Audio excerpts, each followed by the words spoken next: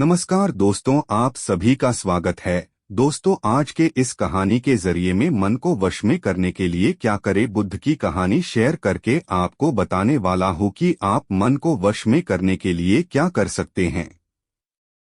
तो बिना समय को गवाए चलिए जानते हैं कि हम सब मन को वश में करने के लिए क्या कर सकते हैं।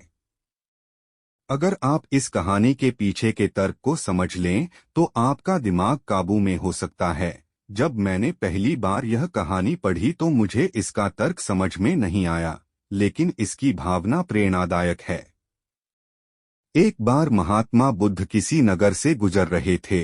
बुद्ध की नजर एक कपड़ा व्यापारी पर पड़ी जो उदास और निराश दिख रहा था। बुद्ध उसके पास गए और पूछा, हे भक्त, तुम इतने दुखी क्यों हो? यदि आप मुझे अपनी चिंता के बारे में बताएं तो मैं आपकी मदद कर सकता हूँ। कपड़ा व्यापारी ने बुद्ध को प्रणाम किया और उन्हें अंदर आमंत्रित किया। व्यापारी ने कहा कि जब से मेरी पत्नी की मृत्यु हुई है तब से मेरे छोटे बेटे की देखभाल के लिए घर पर कोई नहीं है, इसलिए मैं हमेशा उसे अपनी दुकान पर लाता हूँ। लेकिन वह मेरी दुकान पर आने वाले हर ग्राहक की पगड़ी उतार देता है और कभी कभी उनका बैग उठाकर बाहर फेंक देता है।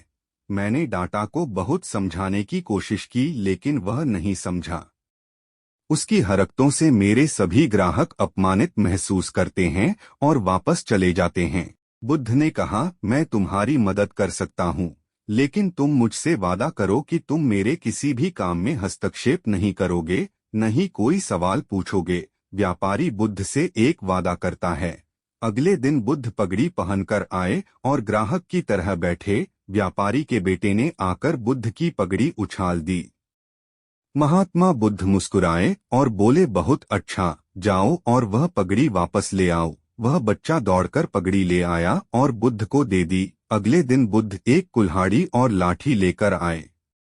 लड़के ने फिर पगड़ी उछाली। बुद्ध ने लड़के को एक कुल्हाड़ी और लकड़ी दी और कहा, जाओ इस लकड़ी को काटो। व्यापारी को थोड़ा डर था कि कहीं उसके बेटे को चोट न लग जाए, लेकिन उन्हें अपना वादा याद था।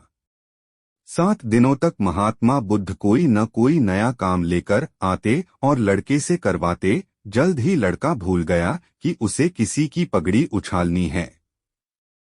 व्यापारी बहुत खुश हुआ और बुद्ध को धन्यवाद दिया। मैं जानता हूँ कि इस कहानी और मन के नियंत्रण के बीच कोई विशेष संबंध नहीं है, लेकिन पहले आप इस तर्क को समझ लें।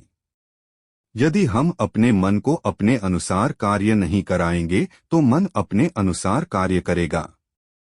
यदि हम मन को अपनी इच्छानुसार नियंत्रित कर लें तो मन को नियंत्रित किया जा सकता है। मन 2 तरह से काम कर सकता है। पहला, मन अपनी इच्छानुसार काम कर सकता है, या दूसरा, हम मन से अपनी इच्छानुसार काम करा सकते हैं। बुद्ध से मिलने से पहले लड़के का मन और मस्तिष्क अनियंत्रित रूप से उसकी इच्छा के अनुसार काम कर रहा था, लेकिन बुद्ध ने लड़के से अपनी इच्छा के अनुसार काम कराया जिससे उसकी आदतें बदल गईं।